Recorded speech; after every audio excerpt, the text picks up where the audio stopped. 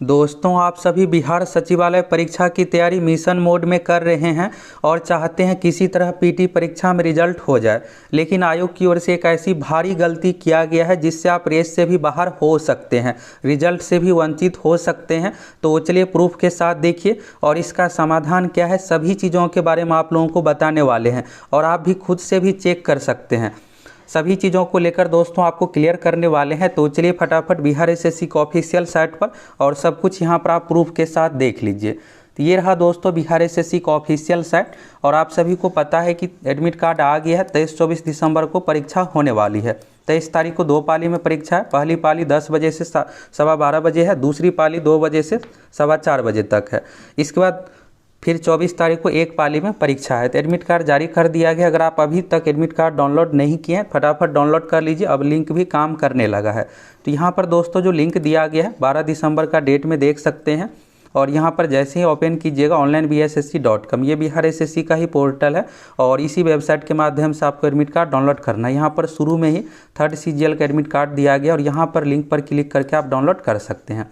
तो चलिए क्लिक करते हैं और आपको लग रहा होगा कि ये छोटी मोटी बात है, लेकिन दोस्तों बहुत बड़ी है। अगर जिस समय आपका रिजल्ट नहीं होगा तो उस समय आपको यही लगेगा कि मेरे से यहीं पर गलती हुआ था, इस कारण से रिजल्ट नहीं हो पाया था। तो बेहतर यही कभी ही आपको सुधार करना है और सबसे ज़रूरी है रिजल्ट के लिए। तो रिजल्ट के लिए दोस्तों अगर छोटी मोटी भी कोई भी गलती है और आप एग्ज़ाम दीजिएगा, सही तरीके से बना के आइएगा, लेकिन आपका रिजल्ट ही नहीं हुआ तो ऐसे एग्ज़ाम का क्या मतलब। एडमिट कार्ड डाउनलोड करने के लिए दोस्तों रजिस्ट्रेशन नंबर, पासवर्ड चाहिए। अगर पासवर्ड आपको नहीं पता है तो डेट ऑफ बर्थ दीजिए, लॉगिन कीजिएगा, इसके बाद एडमिट कार्ड डाउनलोड हो जाएगा। अब यहाँ पर दिक्कत यहाँ से शुरू होती है। तो चलिए इसके बारे में आप देखिए क्या प्रॉब्लम है और ये कोई छोटी मोटी प्रॉब्लम नहीं है, बहुत बड़ी प्रॉब्लम है। तो यहाँ पर दोस्तों जब आप एडमिट कार्ड डाउनलोड कीजिएगा तो इस तरह से आपका एडमिट कार्ड डाउनलोड होगा। Bihar staff selection commission 3rd CGL combined, यहाँ पर आप देख सकते हैं विज्ञापन संख्या 01/2022। यहाँ पर आपका नाम रहेगा, नीचे में roll number, fathers name, gender, category, date of birth, DQ status. तो DQ स्टेटस ये दिव्यांग अभ्यर्थियों का है। Centre code, examination centre code, ये सब चीज़ें दिया हुआ रहेगा। अब आपको ये लग रहा होगा कि आप ये क्यों दिखा रहे हैं, तो दोस्तों यहीं से आपको देखना है। यहाँ पर आप कैंडिडेट का नाम देखिएगा तो करण कुमार कैंडिडेट का नाम है। और जब आप अपने एडमिट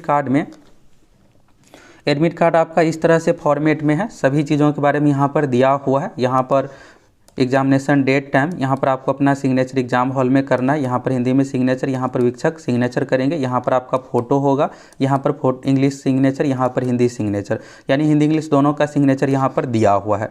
अब दिक्कत ये है कि एडमिट कार्ड में देखिएगा सभी अभ्यर्थियों, जितने 9 लाख टोटल अभ्यर्थियों की संख्या जो है 9,12,000 वैलिड कैंडिडेट की संख्या, सभी 9,12,000 कैंडिडेट के एडमिट कार्ड पर ये QR कोड दिया हुआ है।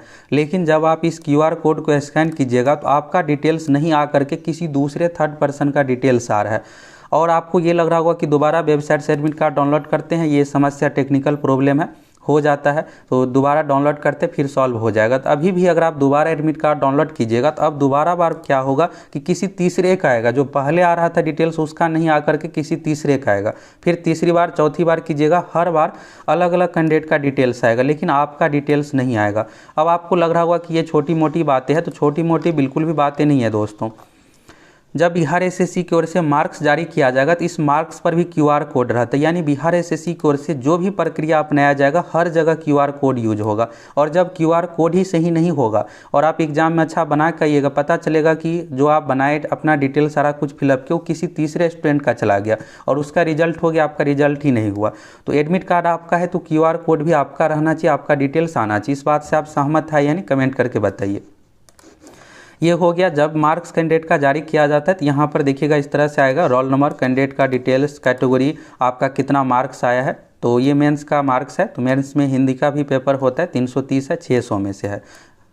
मेंस में 100 ही क्वेश्चन पूछा जाता है तो 400 में से है। इसके बाद देखिएगा यहाँ पर मार्क्स ऑब्टेन GK है, तो GK का 433 आया है, ये 600 में से है। एक क्वेश्चन 4 मार्क्स का होता है, निगेटिव मार्किंग भी रखा गया है, तो 600 में से 433 कैंडिडेट का मार्क्स आया है। इसके बाद जनरल रैंक कितना है, कैटेगरी में रैंक कितना है, क्वालिफाइड टाइपिंग टेस्ट के लिए हुआ है, ये सब चीज़ें दिया गया है। यहाँ पर पूरा डिटेल्स दिया गया और नीचे में QR कोड रहते हैं, QR कोड पे स्कैन कीजिएगा तो आपका roll number, date of birth, ये सब सारा चीज़ आ जाएगा। अब एडमिट कार्ड वाले में क्या हो रहा है कि एडमिट कार्ड में जो डिटेल्स दिया हो, यहाँ पर कैंडिडेट का नाम देखिएगा करण कुमार है और यहाँ पर अगर स्कैन कर रहा है तो क्या डिटेल्स आ रहा है, एक गर्ल्स का यहाँ पर नाम है श्वेता सिंह और ये ज़रूरी नहीं है कि बॉयज़ का ही नाम आएगा, गर्ल्स किसी का भी रैंडमली नाम यहाँ पर आ सकता है। तो बहुत बड़ी यहाँ पर आयोग की ओर से गलती किया गया और इस गलती में सुधार होना चाहिए। बिना सुधार का अगर एग्ज़ाम लिया जाएगा तो हो सकता है कि आप अच्छा बना के आइएगा और आपका रिजल्ट ही नहीं होगा। तो जल्द से जल्द इस गलती का सुधार हो। और सुधार कैसे होगा, तो इन सभी चीज़ों को लेकर भी आपको क्लियर करने वाले हैं। तो यहाँ से तो ये समझ में आ गया कि QR कोड इस तरह से दिया हुआ, इसको स्कैन करना। और आप में से मैक्सिमम स्टूडेंट को अगर नहीं पता होगा, मैक्सिमम को तो पता होगा, कुछ ऐसे भी छात्र होंगे जिसको नहीं पता होगा स्कैन कैसे करते हैं। तो अगर आपके पास मोबाइल है तो यहाँ पर आप आ जाइएगा, इस तरह सबसे लास्ट में इधर तरफ आपको आना है। तो यहाँ पर देखिएगा ज़्यादातर मोबाइल में जो है QR कोड का यहीं पर फीचर्स दिया हुआ है। यहाँ पर आपको QR कोड का फीचर्स मिल जाएगा, इस पर आप क्लिक कीजिएगा। तो क्लिक करने के बाद आपका बैक कैमरा ओपन होगा यहाँ से, और इसके सामने में आप अपना एडमिट कार्ड रखिएगा, फिर QR कोड स्कैन हो जाएगा। अब अगर आप प्रिंट नहीं निकाले हैं तो उस कंडीशन में कैसे चेक करना है, तो यहाँ पर जो दोस्तों आपको ऑप्शन दिख रहा है ये गैलरी का ऑप्शन है। यहाँ पर क्लिक करने के बाद गैलरी ओपन हो जाएगा और आप एडमिट कार्ड का जो QR कोड है उसका स्क्रीनशॉट ले लीजिए। स्क्रीनशॉट करने के बाद यहाँ से अपलोड कर दीजिएगा, फिर ये QR कोड आपको स्कैन करके दे देगा आपका डिटेल्स है या नहीं। सबसे बेहतर तरीका होगा कि आपके घर में किसी और को भी मोबाइल होगा तो एक मोबाइल में एडमिट कार्ड ओपन कीजिए PDF, और दूसरे मोबाइल से यहाँ पर QR कोड ओपन करके उसके सामने में रख दीजिए, स्कैन करके डिटेल्स दे देगा। तो ज़रूर होगा ही, सभी के पास एंड्रॉयड फ़ोन अभी रहता ही है। और अगर आप खुद से भी एक ही मोबाइल से चेक करना चाहते तो इसके बारे में भी आप देख ही लिए। और अगर आपको यहाँ पर नहीं मिल रहा है तो आप मोबाइल में खोज लीजिएगा। अगर MI का मोबाइल है, रेडमी का मोबाइल है तो MI फोल्डर में मिल जाएगा। अगर Vivo का मोबाइल है, Vivo फोल्डर में आपको मिल जाएगा। सभी मोबाइल में QR कोड दिया ही रहता है। अगर नहीं दिया हुआ है तो गूगल प्ले स्टोर से QR code scanner application download करके स्कैन कर लीजिए। ये तो हो गया दोस्तों कैसे स्कैन करना है, इसके बारे में आप लोगों को बता दी। अब यहाँ पर आयोग की ओर से सुधार क्या करना चाहिए। सुधार दोस्तों बहुत ज़रूरी है। बिना अगर सुधार का परीक्षा लिया जाता है तो हो सकता है कि आपका रिजल्ट ही ना आए। तो सारा कुछ यहाँ से आपको समझ में आया होगा कि आयोग की ओर से जो भी काम किया जाएगा, हो सकता है कि अटेंडेंस शीट पर भी QR कोड हो, क्योंकि QR कोड से ये सहूलियत होता है। जैसे अगर देखिए आयोग की ओर से कुछ भी चेक करना है तो कैंडिडेट का रोल नंबर देना पड़ेगा। रोल नंबर में गलती सारा कुछ होने का डर रहता है। QR कोड सामने में देगा, तुरंत स्कैन हो करके सारा कुछ डिटेल्स आ जाएगा, इससे ज़्यादा दिक्कत नहीं होता है। तो यहाँ पर देखिएगा जैसे कैंडिडेट का स्कोर कार्ड जो जारी किया जाता है तो इसमें भी QR कोड सारा कुछ यूज किया जाता है, यानी हर चरण में QR कोड स्कैन होगा। यहाँ तक कि आपको OMR शीट क्वेश्चन पेपर पर भी QR कोड देखने को मिलेगा। और पता चला कि दूसरे का सारा डिटेल्स आ गया, फिर आप एग्ज़ाम आप दीजिएगा, रिजल्ट किसी और का होगा। तो दोस्तों यहाँ से आपको सारा कुछ समझ में आ गया कैसे चेक करना है। अब बात करते हैं इस गलती में सुधार कैसे होगा। सुधार भी बहुत ज़रूरी है। तो ये दोस्तों बिहार SSC का ऑफिशियल साइट है, और ऑफिशियल साइट पर आप आइएगा तो bssc.bihar.gov.in वाला जो साइट है, मेन साइट, इस वेबसाइट पर यहाँ पर देखिएगा जैसे ही वेबसाइट ओपन कीजिएगा होम पेज पर यहाँ पर चेयरमैन का नंबर दिया हुआ है, बिहार SSC ऑफिस का नंबर है, ये दूरभाष संख्या ये नंबर है।